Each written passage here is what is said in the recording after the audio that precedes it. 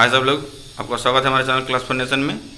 आज हम फिर से बात करेंगे एएनएम 10,709 के बारे में और इसका क्या अपडेट है और क्या अभी तक डिसीजन हुआ है या नहीं हुआ है, सारा चीज़ डिस्कस करेंगे। और क्या मंत्री जी के बोल देने से, जो स्वास्थ्य मंत्री उनके बोल देने से क्या एएनएम 10,709 में एग्ज़ाम कन्फर्म हो गया है, और अगर कन्फर्म हो गया है तो आगे बीटीएससी क्या करेगी, या एग्ज़ाम लेगी या काउंसलिंग लेगी, बीटीएससी को तय करना है।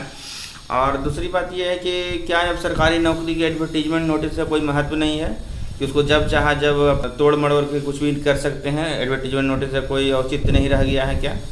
तो आज हम सारा बातों पर डिस्कस करेंगे कि इसमें पावर है, क्या पावर है, स्वास्थ्य मंत्री जी का क्या पावर है, मुख्यमंत्री जी का क्या पावर है, और सभी चीज़ का डिस्कस करेंगे कि क्या आगे होने वाला है। और मैं इसके बारे में पता करने के लिए कल मैं विभाग गया था, स्वास्थ्य विभाग गया था, तो वहाँ से भी बहुत कुछ जानकारी लेने की कोशिश किया, लेकिन कोई भी एएनएम 10,709 पे बोलने को तैयार नहीं। बस यही बोला गया कि यहाँ से लेटर गया एग्ज़ाम लेने के लिए, तो आगे बीटीएससी को तय करना है। तो अब देखिए बीटीएससी को क्या डिसीजन लेती है और क्या करती है आगे। तो पहला ये है कि स्वास्थ्य मंत्री जी विधानसभा में बोल दिए, एक माननीय सदस्य थे, शायद सुदामा प्रसाद थे, वो पूछे थे तो उनके लेटर के जवाब में, जो उनका क्वेश्चन था, के जवाब में बोले थे कि 2023 नियमावली के अनुसार उनको भेज दिया गया बीटीएससी को कि एग्ज़ाम होगा, और एग्ज़ाम लेने के लिए बोला गया है और भी बहुत कुछ बताया गया। तो कहने का मतलब है कि मंत्री जी, जैसे अभी स्वास्थ्य मंत्री जी जो तत्काल के स्वास्थ्य मंत्री जी हैं, वो बोल रहे हैं कि एएनएम 10,709 में एग्ज़ाम लेंगे, और वैकेंसी 2022 में आई है, तो 2022 में वैकेंसी आई है। तो मान लिया ठीक है, अभी स्वास्थ्य मंत्री जी बोल दिए कि भाई एएनएम 10,709 में हम एग्ज़ाम लेंगे, तो नियम कानून जो कहता है कि भाई मंत्री जी तो भाई स्वयं ऑल इन ऑल हैं विभाग के लिए, और उसके बाद उनके ऊपर हो गए मुख्यमंत्री जी, तो मुख्यमंत्री जी भी ज़्यादा कुछ अब क्या करते हैं वो तो देखने वाली बात होगी। और जहाँ तक रही बीटीएससी के बाद, तो बीटीएससी डायरेक्ट समान प्रशासन के अंदर आती है, जो कि मुख्यमंत्री जी के पास है। अब मुख्यमंत्री जी इसमें क्या डिसीजन लेते हैं और उनके तक बात पहुंचती है, क्या होती है, और आप जो भी कैंडिडेट है वो अपना जा कर के माननीय स्वास्थ्य मंत्री जी को और मुख्यमंत्री जी को अपना जा कर के अपना मांग रखिए कि क्या हमको भाई जो निकाला गया था एग्ज़ाम मेरिट लेवल पे, जो काउंसलिंग लेवल पे जो निकाला गया था कि काउंसलिंग लेने के लिए, तो उसी पे हम लोग को करवाइए। और दूसरी चीज़ है कि पहले आपको ये समझना होगा कि शासन प्रशासन में हमारे देश का जो संविधान है वो 3 भागों में बांटा गया है, ठीक है। और 3 भागों में बांटा गया है, तो पहले में है न्यायपालिका, ठीक है, न्यायपालिका है, पहला जो है न्यायपालिका है, ठीक है। और दूसरा जो है आपका दूसरा नंबर पे विधायिका है, ठीक है। विधायिका मतलब जो नेता लोग हैं, जो संसद है, चाहे विधानसभा है। और तीसरा है उसका इम्प्लीमेंट करने वाला, ये दोनों जो रूल बनाएगी उसको इम्प्लीमेंट करेगी कार्यपालिका, ठीक है, कार्यपालिका।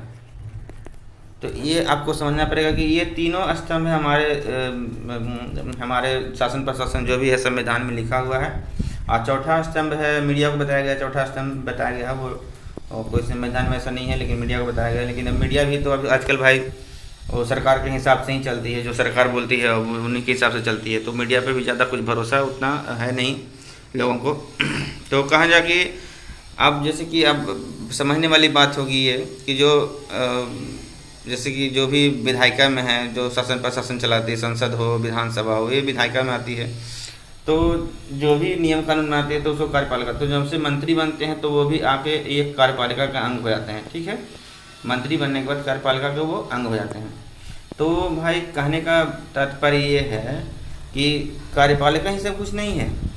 कार्यपालिका अगर कुछ गड़बड़ करती है तो उसके ऊपर का जो 2 नंबर का है विधायिका, वो उसको हैंडल करेगी, ठीक है। अगर विधायिका भी मनमानी करती है, दोनों मनमानी करते हैं, कार्यपालिका विधायक दोनों मिलकर, विधायिका दोनों मिल करके, तो इसको कंट्रोल करेगी न्यायपालिका, ठीक है। न्यायपालिका इसको कंट्रोल करती है। और कहीं कहीं ऐसा होता है कि न्यायपालिका अगर गड़बड़ हो जाता है तो इसको मिल के विधायिका कंट्रोल करती है। जैसे कि किसी भी जज पे महाभियोग चलाया जाता है संसद में, चाहे या संसद में चलाया जाता है, तो उसके अनुसार न्यायपालिका जो न्यायाधीश रहते हैं उनको भी हटाया जा सकता है। तो संविधान को ऐसा बनाया गया है कि आपको तीनों को बांध करके संविधान रखे हुए है और कोई भी मनमानी नहीं कर सकता है। इतना सा आपको समझ में आ गया होगा, ठीक है। तो जो भी काम होगा वो जो कानून जो बोलता है, जो हमारा संविधान बोलता है, उसके अनुसार काम होगा।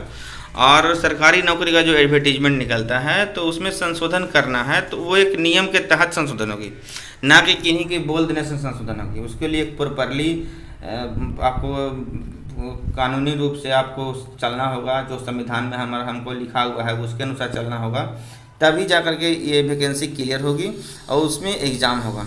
तो हमें ये बोलना, मंत्री जी के पास पावर तो बहुत है भाई, कि मान लिया अगर बीटीएस बोल देते कि नहीं हम एग्ज़ाम ही लेंगे, एग्ज़ाम लेंगे हम, तो मंत्री जी के पास मंत्रालय है, वो बोलेंगे कि ठीक है हमको एएनएम का बहाली नहीं करना है, हमको एएनएम का बहाली नहीं करना है। अब उनको ना खुश करके तो बहाली नहीं हो सकती है। अब वो कहेंगे हमको बहाली नहीं करना है, एएनएम को बहाली रद्द कर दो, ठीक है। तो जो भी है आप लोग मंत्री जी से हो, जो स्वास्थ्य मंत्री से जाके अपना आप मिलिए, उनको कन्विंस कीजिएगा सर जो भी है एएनएम का जो बहाली है वो काउंसलिंग के माध्यम से ही करवाइए, और जहाँ तक कोशिश कीजिए कोर्ट मैटर न जाए और मामला मुख्यमंत्री और स्वास्थ्य मंत्री जी से ही निपट जाए, और यही इन्हीं लोग को आप लोग कन्विंस किए जा करके। और क्योंकि कोर्ट मैटर में होने पे क्या होगा कि बहाली फिर लटक जाएगी, विभाग अपने अड़ जाएगा, अब विभाग फिर अड़ेगा, फिर आप लोग केस लड़िएगा, सभी लोग केस में लग जाएगा। तो इसका जो हश्र है वो फिर अंततः जा कर के जो वाला जो बात हो गया, जो जेई में हो गया, जो बीटीएससी जेई का जो हश्र हुआ, बीटीएससी जेई, उसी का हश्र फिर एएनएम का हो जाएगा उसी की तरह, ठीक है। 4 साल से बीटीएससी बहाली अटकी रही, उसको केस करके ख़त्म कर दिया गया, फिर सुप्रीम कोर्ट में मामला है। अब देखिए आगे क्या होता है। वैकेंसी भी वो वाली कैंसिल हो गई, मेरिट लेवल वाली, अब एग्ज़ाम की बात हुई है। तो एएनएम को भी उस तरह से नहीं लटकाना है, जो भी चलिए प्रॉपरली ढंग से संविधान में अपनी बातों को रखने का दिया गया कि अपनी बात को हर जगह रखिए, हर जगह मतलब जा कर के कन्विंस कीजिए, मिलिए, और ताकि ये बहाली क्लियर हो सके। और जो भी बीटीएससी डिसीजन लेगी वो कानून के अंतर्गत लेगी, ये ना कि स्वास्थ्य मंत्री जी का बोल देने से होगा। जो भी वहाँ कानून के अंतर्गत होगा उसी आपको नियम अप्लाई होगा वहाँ पे, ताकि या तो वैकेंसी रद्द करना पड़े या रीओपन करना पड़े वैकेंसी को। कोई भी तो बीटीएससी कदम लेगी, लेकिन डायरेक्टली आपको इसमें एग्ज़ाम नहीं होगा कि डायरेक्टली बीटीएससी को नोटिस निकाल देगी कि आप एग्ज़ाम लेंगे, इसमें ऐसा नहीं होगा। वैकेंसी को या तो रीओपन करना पड़ेगा, नया उसमें एडवर्टीजमेंट नंबर 2023 भी जोड़ना पड़ेगा, और उसके बाद फिर या तो फिर उस वैकेंसी को कैंसिल करके फिर फ्रेश वैकेंसी आपको निकालना पड़ेगा, तब जा करके इसमें एग्ज़ाम होगा। और अभी तक विभाग में ऐसा इसके ऊपर कुछ चल नहीं रहा है। और एएनएम सरकार एडवर्टीजमेंट नोटिस का तो औचित्य है ही, क्योंकि बिना एडवर्टीजमेंट नोटिस के जो भी आप लोग केस, जो भी अगर पढ़े लिखे होंगे, बढ़िया से होंगे, तो जाकर केस स्टडी कीजिए कि एडवर्टीजमेंट के नोटिस के आधार पर ही बहाली होती है, इसी को आधार बना जाता है, बेसिस यही होता है, और इसी पे आपका बहाली होता है।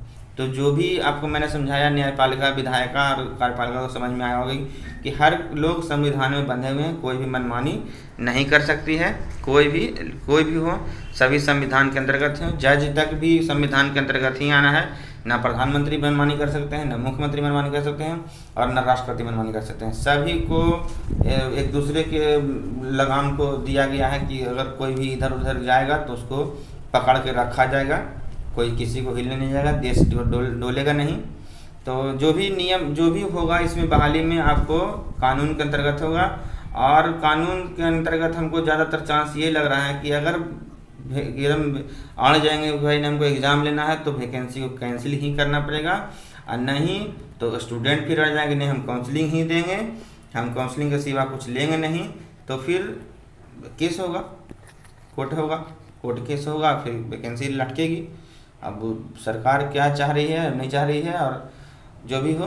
और अभी तक विभाग में इसके रिगार्डिंग कोई भी नया अपडेट नहीं है, जब भी अपडेट होगा आपको इस चैनल के माध्यम से दे दिया जाएगा। तो चैनल को जरूर सब्सक्राइब कर लीजिएगा। अब वीडियो पसंद है जरूर से लाइक कीजिएगा, और जो मैं देखता हूँ बीटीएससी से भी कंसल्ट करूँगा, जो भी वहाँ से न्यूज़ निकल के आएगी आपको सबसे पहले मैं दूँगा। चलिए आज के लिए इतना ही, धन्यवाद, थैंक यू।